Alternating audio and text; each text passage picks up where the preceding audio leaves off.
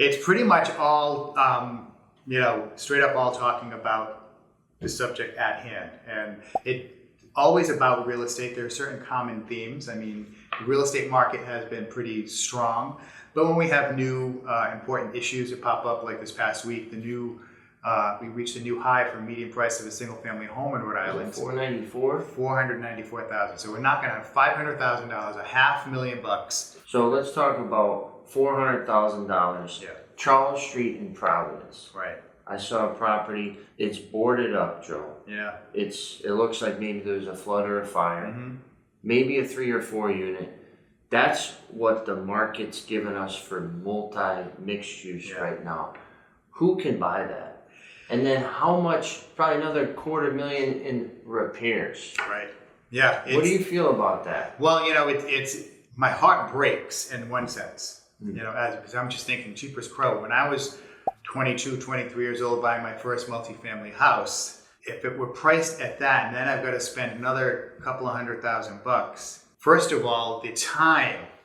We don't have. If you had a magic wand and you could zap it and the work is done. Yep. Okay, that's one thing. But you've got to pay the $400,000. At least a year of stuff. And you've got a year of no income coming in, but you're responsible for the debt service. So are you seeing folks opt for multis to live in? Or is it still like, oh, I can't do that? Sometimes we are seeing that, but what I'm definitely seeing more of is what I refer to as intergenerational living, where you'll have, you've got the kids that are young, you've got the parents that are in their 30s, 40s, 50s, and then the grandparents that may live there too. So you've got husband and wife income, and then you've got grandma's Social Security, grandpa's pension, or whatever. Yep. And so you have 4 streams of income to pay down and qualify for that mortgage. Now, how about, I remember a couple of years ago, so many new agents and so many new loan officers. Yep.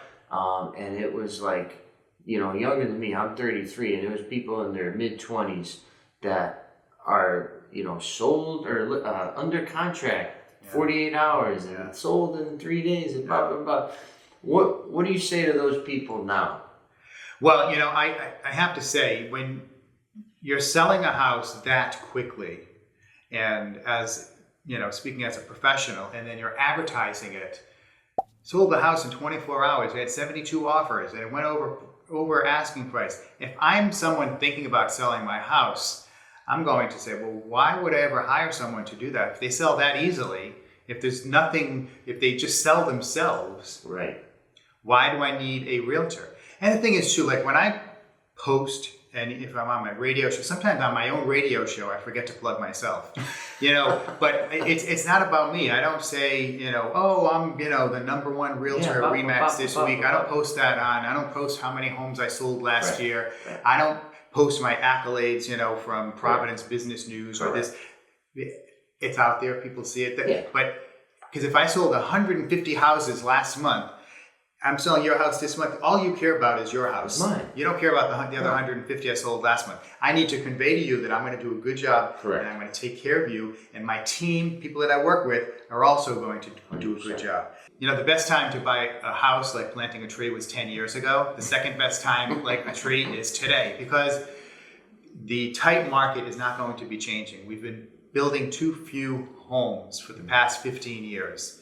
And every year more people get married, they have kids, jobs, relocations, there are divorces. So there's always built-in demand for homes.